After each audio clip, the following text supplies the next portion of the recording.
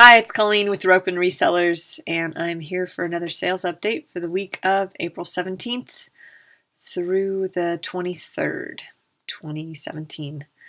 So jumping right into it, the first thing I sold this week was a solid state radio, RCA Victor RHC49S. It had a wood case. I got it at an auction for $5.50.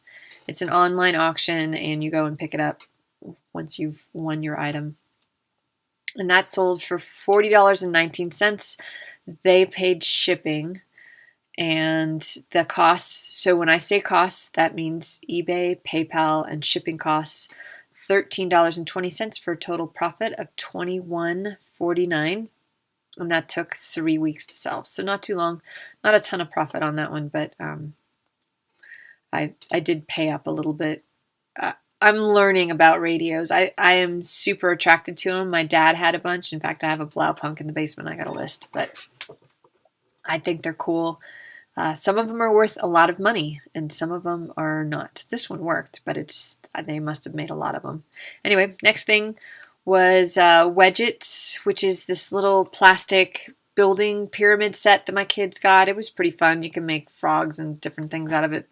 So they got it for Christmas when my son was like 4, and they were done, and I was done tripping over it. So I sold it $19.16. They paid shipping.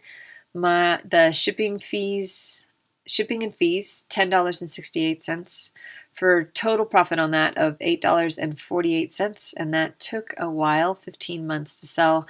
Usually I give my kids, if it's toys and it's clearing out their room, I'll give them half of what it sold for, but this was just left in a pile in the basement in the general toy area, so those are fair game. And no one was using them, obviously, because my kids are all older. I had next a pair of Levi's 550 Relax Fit jeans, 29 waist, 34 inseam. I had originally bought them at an estate sale for my son. He does not like wearing jeans, and he did not like wearing these jeans. So I paid $3, and I sold them for $20.25. My store was on sale. For, PayPal fees and shipping, $8.76 for a total profit of $8.49. That took about 6 weeks. Next, I had a lot of ornaments. Yes, it is April 17th when these sold, and they are wood ornaments. I had gotten a bunch. I had a bunch in my booth, antique booth, that I don't have anymore. And I figured I probably paid $1 for, I think I paid like $3 for the whole big box of them. And I've lotted them up, and I've sold a few in the booth and blah, blah, blah. But, so anyway, I just figured $1 is what it cost me. $11.25 is what they paid. That was free shipping, and I think it was on sale. Shipping and fees, $4.41 for a total profit of $5.84. That took 5 months, so not so long. Next, I sold some vintage crampons made by Camp. They came in their own little storage bag. It is getting to be summer, so it's time to list mountaineering gear. So if you have mountaineering boots or crampons or ice axes, stuff like that. I mean, they use a lot of that stuff for ice climbing in the winter too, but a lot more people do mountaineering, and so they need them. $40.49 was what I sold those for. I paid $5 for those, and that was quite a while ago. They've been up for a while. $9.41 to ship and fees for a total profit of $26.08, and they took 21 months to sell. Next was a Kelty Canyon Ridge 2 two-person tent. It's actually a really nice tent. When I got it from Goodwill, I paid $13 for it, so I paid up for this. But once I looked it up and I saw how much they were going for, I decided it was worth it. Some tents are worth it, some are not. I got it home. It obviously had been in a storage unit, and it was all stuck together. So I carefully pried it all apart and set it up on the deck and made sure that it was all sound. I was not 100% sure that it was waterproof, but I was pretty darn sure. The only part where the actual nylon on the tent was decayed was kind of like along the flaps outside where it wouldn't affect anything. But the inside, once I got it all pulled apart, it was great. In fact, I thought about keeping it for us, but we have a million tents. So anyway, I sold that for $78.38. They paid for shipping, I'm pretty sure. $10.13 for fees for a total profit of $55.25. That took 2 months. And a lot of people were watching that, so I knew that was going to go pretty quick. Next, I sold a Peruvian Link, is the brand. Cardigan sweater. It was made of alpaca. I sold that for $34.99. It cost me $2.50 at a thrift store. $10.21 is fees and shipping for a total profit of $22.28. That took 2 months. Next up, I have a Pottery Barn bunny. When I first started eBay, I sold baby plush. That was my big thing, and I'll tell you the story another day when I don't have so many sales of how I got into eBay in the first place. But basically, I sold a lot of baby plush, and this was sort of left over from that original endeavor. I sold it for $10. We went back and forth. She made me an offer. Then finally she saw that I had shipping on it, so we agreed that she could pay $10. That included shipping. 50 cents is probably what it cost me way back in the day, and $4.81 for shipping and fees for a total profit of $4.69. That took almost 4 years, 3 years and 9 months to sell. So that's kind of why I got out of the baby plush business. It's you have to think about these babies, and if they lose them and moms are looking for the loveys in the middle of the night, they're probably only 6 months old. So it's something that is a high turnover rate unless they're looking for ones that their kids had, 10 years ago or going off to college and looking for it. So sometimes vintage ones do okay, but it's really hard to keep on top of what Carter's released 6 months ago, and they are looking for a specific one with a little pink bow. Anyway, don't get me started. I don't do them anymore. I don't pick them up. Next, I sold a Patagonia green Capilene shirt. My bread and butter, sold it for $14.99. Unfortunately, I paid up for this at a thrift store. I paid $5. I must have been not thinking that day, and it cost me $5.40 in fees and shipping costs for a total profit of $4.59. It took 2 months to sell. Next was a pair of Born black Oxford shoes in size 9 women's. She made me a best offer of $30, and I accepted. It cost me $2.50 at the thrift store. Shipping and fees. Now I packed it into a padded flat rate, and it's questionable whether that was totally legit, because trying to get that little thing, I kind of had to stretch the plastic to get the little sticker to stick to the plastic, and then I put a big piece of eBay tape over the top and got it to stay down so that I could put it in a flat rate, because otherwise it was going to cost me like over $10 to ship these things, and I'm already not making a ton of money, so why eat into your profits? If you can squish it into a padded flat rate, go for it. So anyway, that sold. Shipping and fees and everything on that was $10.17 for a total profit of $17.33. Told you it wasn't much, and it took 11 months to sell, so almost a year. Next up was a vintage Chromex metal serving tray. It's from the 60s probably. I love these things. I'm always attracted to them. They're really cheap at the little old lady thrift store at the senior center, but I definitely need to stop picking these up because there's not much profit margin on them, and they're really hard to ship. I had to make a Franken box, so I put 2 big flat boxes together. So they take a while to ship. They don't sell for a lot. This one sold for $19.49.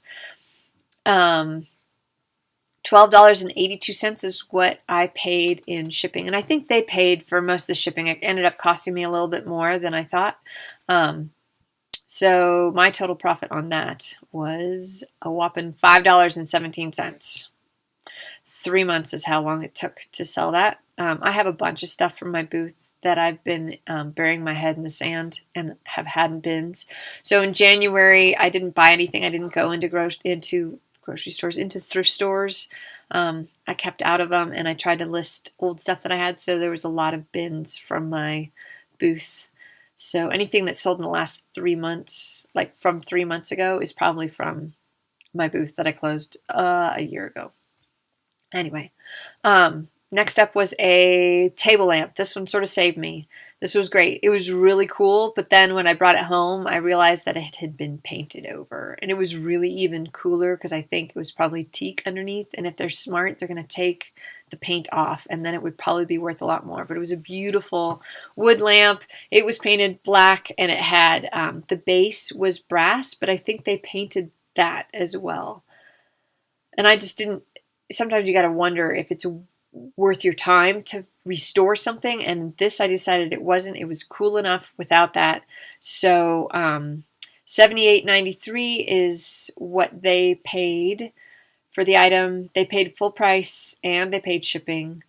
It cost me $10 in Goodwill, and for a total for fees and shipping was $26.50. Total profit $42.43. So that was pretty good money. And that took a while to sell. Lamps are always long tail items. Don't think that you're going to flip a lamp quick unless you think that you can make a profit you're happy with, because they don't sell. It's usually going to be a designer. This one went to San Francisco, where mid-century modern is still cool and hip. And so I think that you just have to plan on storing those for a while. But you can make good money on lamps, so I tend to pick them up. It's certain ones, and always look for the vintage plug. And I'll try to throw up a picture of what you're looking for. It's basically, you don't have polarized plug ends. I don't have one on my desk, really. I was looking. They're polarized, so one of the plugs is bigger than the other one. And those, that started happening, I think, in the 80s. So anyway, that took 14 months to sell. Garfield and Odie plush. This also harkened back to my old days as a plush salesperson on eBay. Not much profit margin in plush unless you find certain ones. Sometimes I'll pick up a plush, but not too much anymore. These I donated a ton in January of old stock that I had that had been sitting in my store for over 4 years, and I just donated it. But these, I had them listed individually, so I just decided to lot them up. I sold them for $14.99. They cost me $2 total to buy back in the day, $6.10 to ship and fees, for a total profit of $6.89, and that took 3 months to sell. Next, and the last thing I sold was a lot of clothes that my older daughter had given to my younger daughter, and my younger daughter fully rejected them and didn't want them, so I sold them for $24.99. They didn't cost me anything because I did get one child's use out of it, and I probably thrifted them anyway. And shipping and fees on that was $9.02 for a total profit of $15.97. And now I can go out and buy more clothes for my kids, and that took 3 months. So my totals for the week: $438.10 is what I tell my husband I made. $51.50 is what I spent on all the things that sold. $141.62 is what I paid in shipping and fees, for a total profit of $244.98. And I'm gonna go let my dog in, who's bugging me. Okay, so $244.98 was my total, and yeah, I'm okay with that. It's the slow part of the season.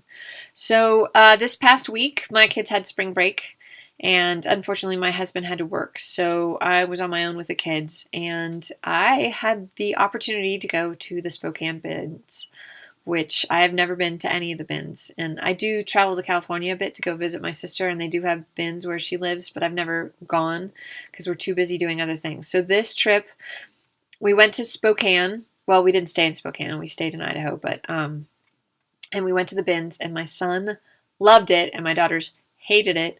But they were cart watchers, and I set them up between the bins of books, and they both like to read, so they hung out and guarded the cart, and I could keep an eye on them. And my son went crazy in the electronics section, and he owes me a lot of money, like $500. And so he used it as an opportunity. He sells on eBay as well, and he loves electronics, and he loves vintage electronics. So he found a laptop that he's going to be able to flip probably for $100. And we paid up for that at the bins. It was $8 for that. But then for $1, he reached into a bin and he inhaled. And he was so excited. And a guy that was standing next to him looked over and goes, "Oh, good score." And I guess it was this VCR, and I knew about him. And my son turned to me and said, "Mom, it's the VCR." And he told me about some VCR. He's been telling me forever, "Mom, look for these VCRs. You can play HD." Of course, I have no idea what he's talking about because yes, I do love tech and I love electronics and stuff, but I can't. I've got too much in my brain at this point. So anyway, he grabbed it. He paid $1 for it. It's a VCR that plays HD movies, and he thinks he can make $250 off of $1. My son. I go to the bins. What do I find? Some vintage hats, a couple little things, a little advent calendar made of felt, and a couple, shirts, and not much. And he scores almost to the point where he can almost pay me back. Hopefully.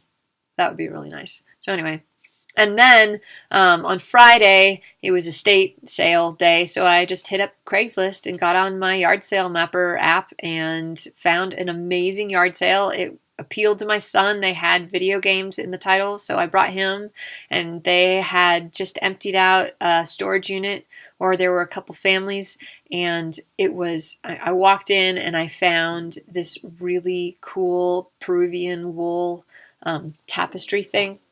It's not super big. It was like a farm scene, and it was $2. And I thought, oh my God, this place is going to be amazing. And it was. And there was just tons of vintage electronics and t-shirts, and everything's from the probably 80s through the 90s.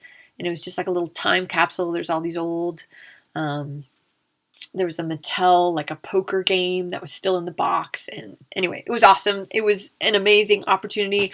My kids knew that I was going to take them on vacation. We did other fun things. I didn't make them go to the bins and only pick. We did science museums, and we did hiking, and we went to the water slides, and we did other kids stuff. But I picked along the way, and I figure with all the stuff that I picked, I'll probably clear $800, which will pay for the hotel and all the meals and all the stuff that we did. So basically, I picked my vacation, and that's my tip to you. So as you look to the summertime and you're wondering what to do with the kids, go ahead and get an Airbnb or rent a room in a new territory. Make it towards the end of the week, maybe like a Thursday night into Friday, so that you can go picking on Friday. Just go early in the morning and get that done, and then you'll have the rest of the day to go do something fun with the family. But you can pay for your gas and meals and everything just by this wonderful career that we have chosen for ourselves. So that is my tip for the week. Vacation with Pickin on your mind, and you too can make enough profit to pay to get out of town. With that, I'm going to leave you. Thanks for watching. Subscribe if you would like, and we'll see you next week.